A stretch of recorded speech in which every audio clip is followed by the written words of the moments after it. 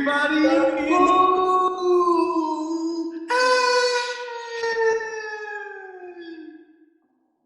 The queen of pop, the legend, the first ballot Hall of Famer of pop music entertainment, Madonna Ciccone, no relation to former NHLer Enrico Ciccone. She might be the Michael Jordan of pop music.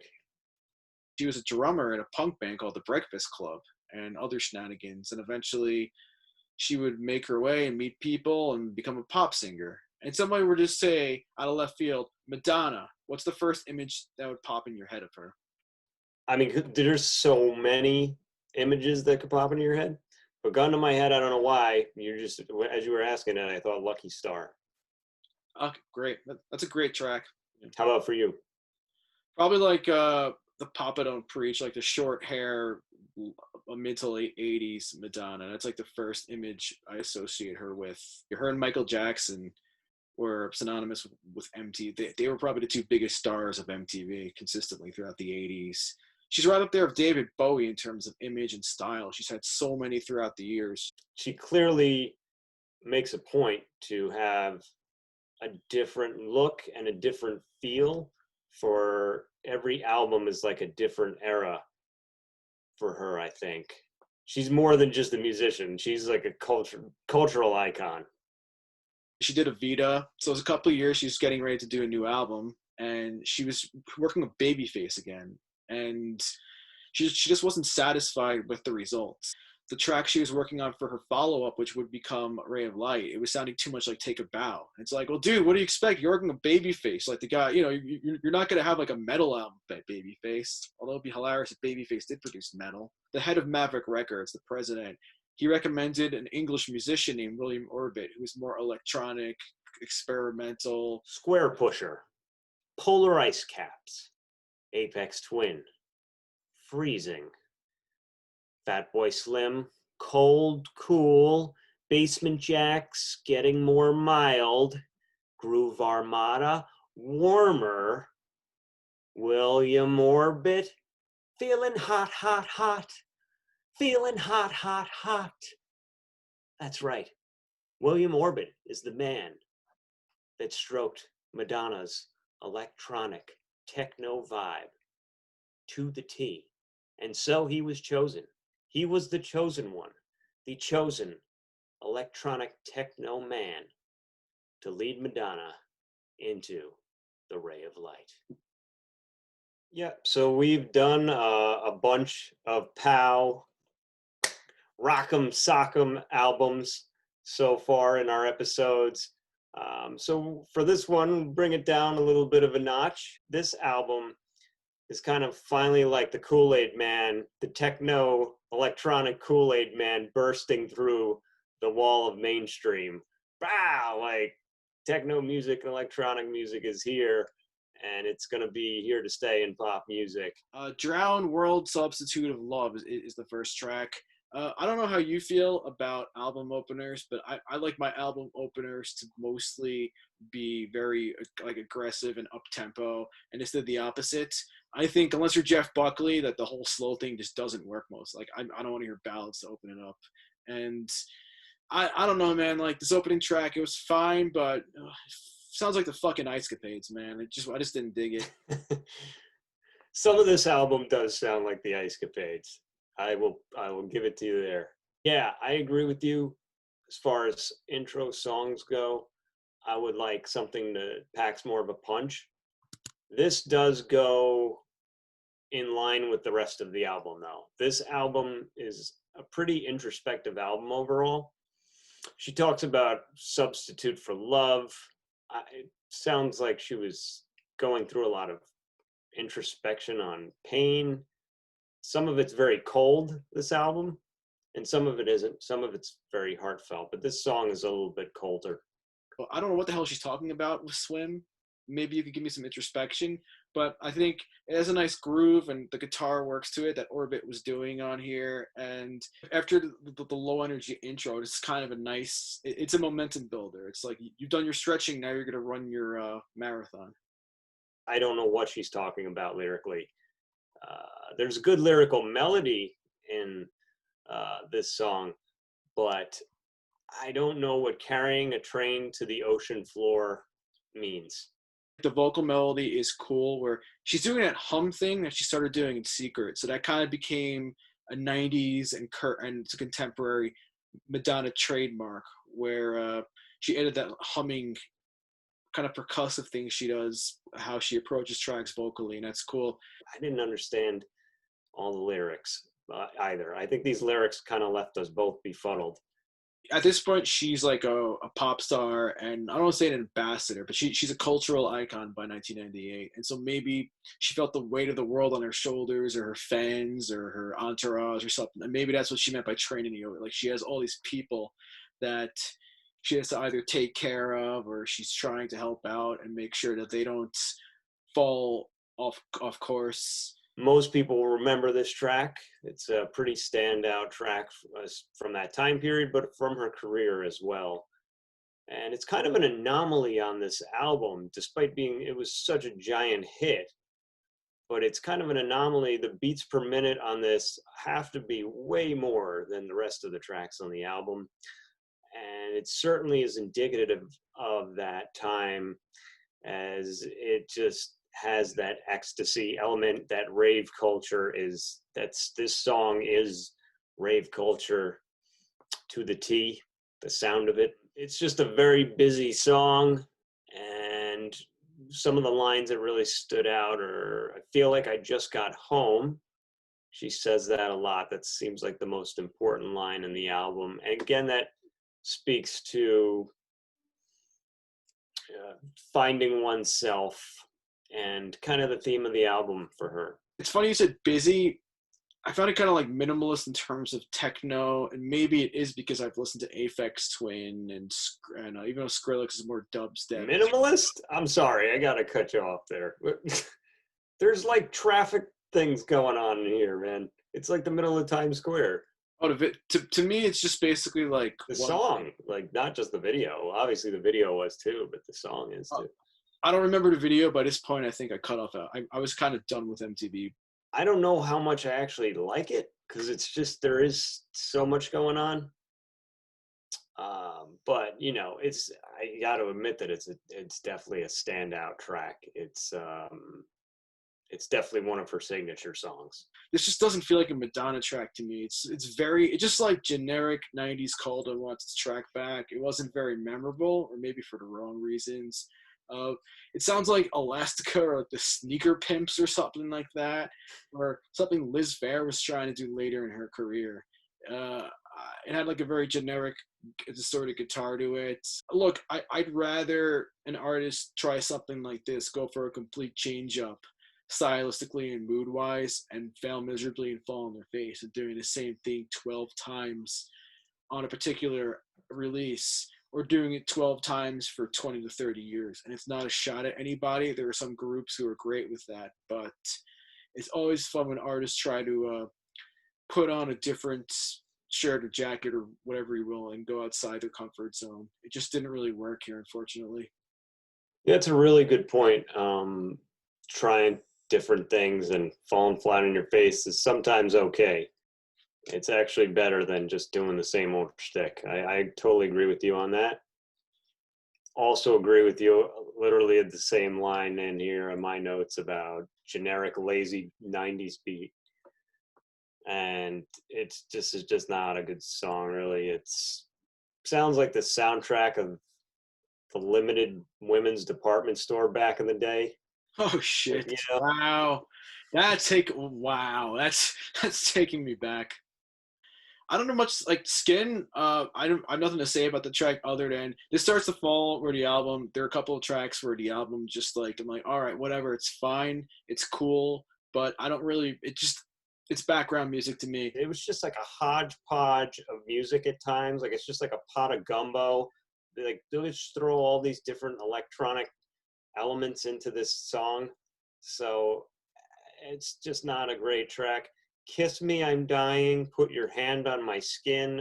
I don't know, it's just like red flag, over dramatic. I'm using that as a pickup line.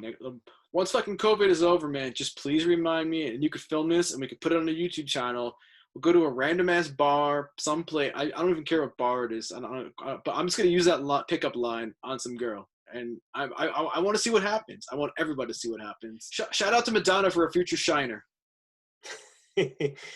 What's the next one called? Like Nothing Really Matters, or I always get Nothing Else Matters. Nothing Else Matter. No, I don't think it's the. I'm gonna confuse it with Metallica. Nothing Else. Oh, you're right. It's called Nothing Really Matters. And, yes, I blame the Metallica song for that. Yeah, shows the bias, but yeah, Nothing Nothing Really Matters was a cool track. I liked it. I like it grooved. It had the techno thing going. It was cool. I will say though that I did feel like I was at dinner at Tao in New York or some trendy ass restaurant. If you're not Zach De La Rocha and you're going to be screaming your brains out for 12 tracks or however many, if you're going to throw in ballads and be a little more sensitive and have different moods, it's cool to have different dynamics. And so to go from just like the lesser, like the Ice Capades to the rave music to some crazy ass, computer blips, bops, bells, and whistles, and then to go to this, which grooves, that's cool. I like that. It was a good choice, and it's a good choice to have right in the middle of the sandwich of an album. It's a really honest and mature song, and there's a couple of tracks like this on the album that are the absolute strength of it. And this gets to exactly what she was going for with the album. And so one of the lines she talks about, I lived so selfishly, which is a very honest and raw line for her to admit. That's a tough thing for anybody to admit. So it's just really a change of pace too from some of the other work she was doing that was also good. But this is just, like you said, experimenting with other avenues of music as well as feelings. This is when she started getting involved in yoga and Kabbalah. And so for this track in particular, from her yoga experience, she wanted to learn Sanskrit, and she took pronunciation lessons. Apparently she was botching it and wasn't happy. And so she kept recording this a couple of times. It just makes me think about artists in the past and adding Eastern influences. And that goes back to the Beatles and like Ravi Shankar and stuff like that in the 60s. And so it kind of comes full circle where they started doing it about 30 years before. And it's a cool track. It has a lot of distortion on it, and it is up tempo. And I do think it's also important to point out that would a track like this be okay in 2020? Because I think some people, correct me if I'm wrong here, it might be considered cultural appropriation now. Whether it is or not, or whether that's right or wrong, that's for Madonna and the public to debate, or maybe not to debate. But I think it is cool, experimental, and this is actually something. She wasn't trying to steal something from another culture and exploit it. It was just stuff that it was stuff she was studying on the side, and part of her whole spirituality and becoming a more complete human being. So I think it's cool in that regard. It's a great question. Nobody has the specific answer to it. What is cultural appropriation or not? Sometimes it could just be an homage to a culture, but if you're not part of the culture, are you taking advantage of it? I mean, you could say rock and roll from the get-go is cultural appropriation. The history of music is culturally appropriated from the first time a white guy played a blues riff or ripped off a blues riff to the present. So I don't know. It's an interesting question. If this track was to come out today, what the reaction would be. Yeah, Skyfit's Heaven, I didn't really have much to say about. Honestly, it just kind of came and went to me. And even to have it not to hold, like it was a bossa. It was a minimalist bossa. It was fine to me. It's cool. It sounds like music. You're at a trendy restaurant in New York. You go on a date. You dress up nice. You take out a girl, and you go to some restaurant that has cool, unique food and plays music like that. Don't really have anything to say. I do have some Frozen. Track 9, not to be confused with the movie that is this worldwide phenomenon now. Let It Go, I think, is the track. Like I've never seen Frozen. I don't know about it. If you were to take somebody from 1985 or 1987, let's say like True Blue era, or even pop, or Like a Virgin beforehand, or Lucky Star, who's a fan of Madonna, and you were to say, this is what Madonna's going to sound like in 10 years, and play them Frozen, it would it would make sense thematically. It makes sense as a progression. That was the one that she led with as the single for the album. Again, she talks about you're frozen when your heart's not open. And it's a very cinematic song, almost like it's the score of a grand film. And I do remember the video for it, because I also remember there was a Kanye West video called Can't Tell Me Nothing. And both of them, like whoever directed the Kanye West video definitely had an influence from the Frozen video, because they both have that aspect of they look like they were shot on the salt flats in Utah with these flowing gowns that were getting caught in the breeze, and very dramatic flowing garments. This to me is the best song on the album, and Your Heart Is Not Open, So I Must Go. So she talks a lot in this album about hearts being open or not open, and to me this song got it right, with just the right blend of the electronic music. It's like the Goldilocks and the Bears. This one's just right. The Power of Goodbye for me was the perfect blend of it from William Orbit. And I think it's a very powerful track. And it literally is the power of goodbye. And really stuck with me. I've always had a thing about goodbyes that have always made me sad. It sucks when somebody from whatever, who's not part of the core, as I call it, has to leave your life for whatever reason. But that being said, this track just didn't do anything for me. I don't know, just background music. So you get this song, I guess, after her daughter was born, and it's just like a Disney Channel song. Does nothing for me. Corny shit. I mean, if I ever got pregnant and have a kid, I think that's maybe the only way you could relate to this song. When you said if I ever get pregnant, do you mean you get, is this going to be like a junior situation, Arnold Schwarzenegger, or you actually get pregnant? I meant if you, physically, you and Mr. Belding got pregnant, your belly. If me and Mr. Belding got pregnant? Well, I just said that because your belly's right where his freaking face is. That'd be interesting. I wonder what that kid would look like. This sounds like something thematically that would have been on a Minnie Riperton album. Like that whole fantasy kind of positive child element to it. And so from just listening to a lot of her music over the last 6 or 7 years, I was like, okay, cool. I see the aesthetic and I see what she's going for. And that's why I could appreciate it. Is it a little bit cheesy? Does it have the Disney after school special to it?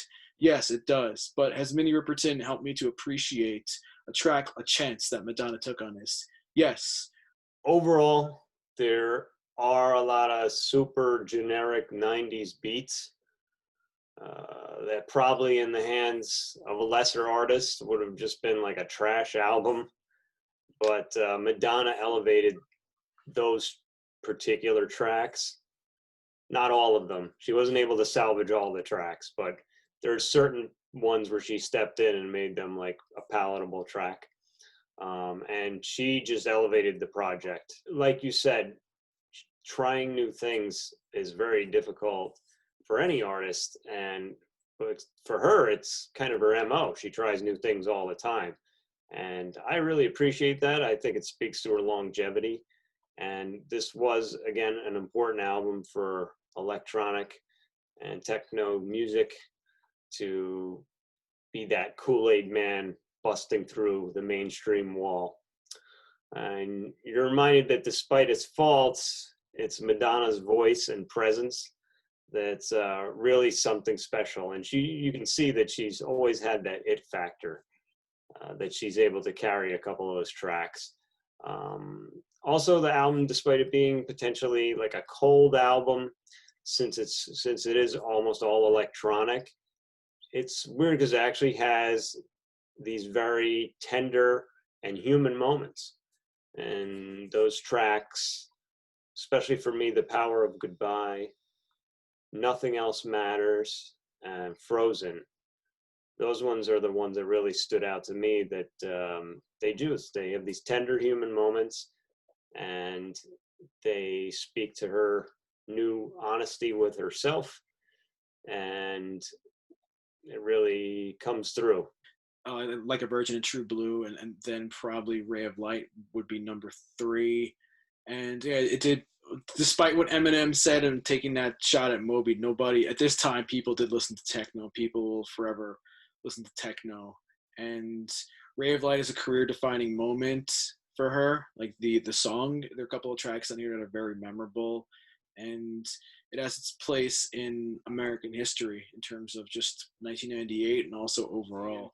She didn't rest on her laurels too much, though. I mean, she moved on pretty quickly, and then she became a cowgirl and did some other random stuff and took another creative shift. Oh yeah, she kept changing and morphing and being the chameleon that she is, and to this day, Madam X, is that her latest thing? I can't even keep track. There's so many different ones. I will say, you know, a lot of the albums and stuff we've done so far have been like, oh, that's a good gym track. That's a good gym song. And it's funny because, you know, this album certainly does not have much of that at all.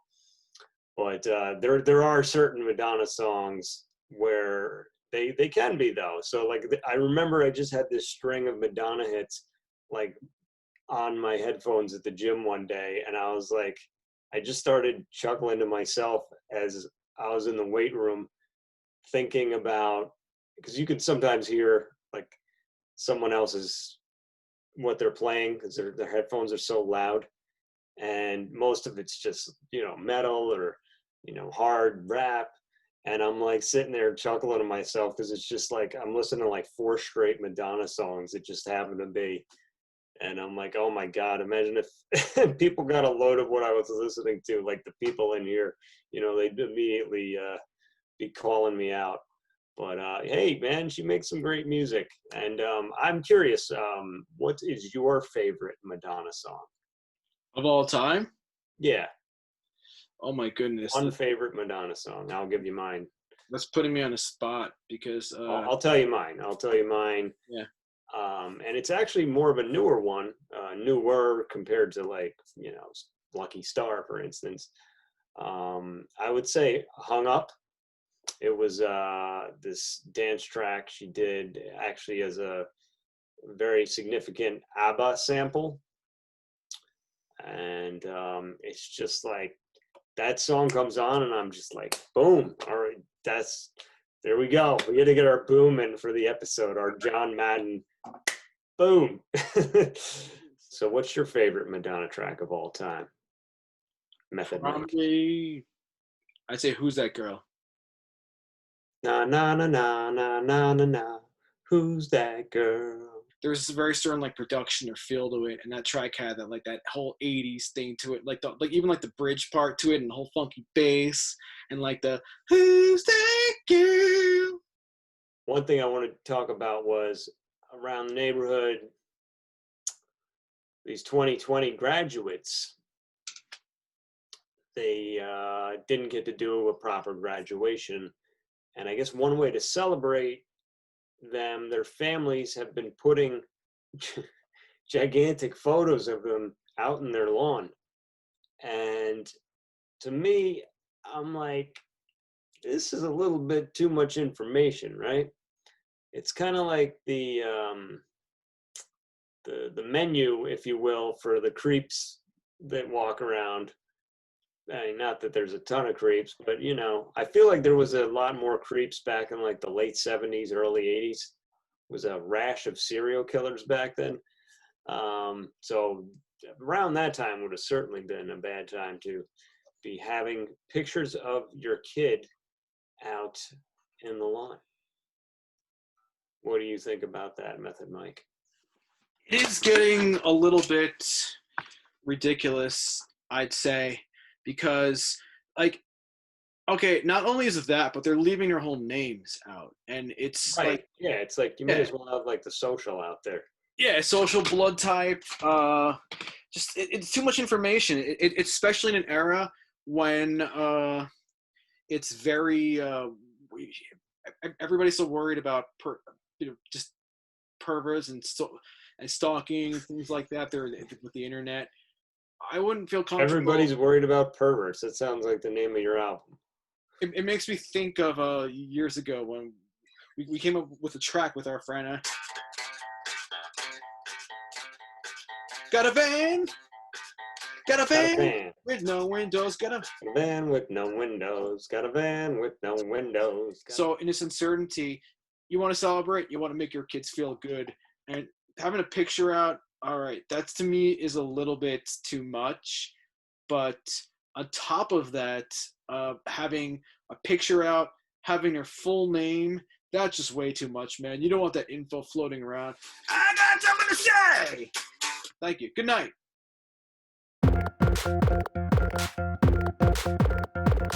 Everybody in the pool. Everybody in the pool. Everybody in the pool. Everybody in the pool.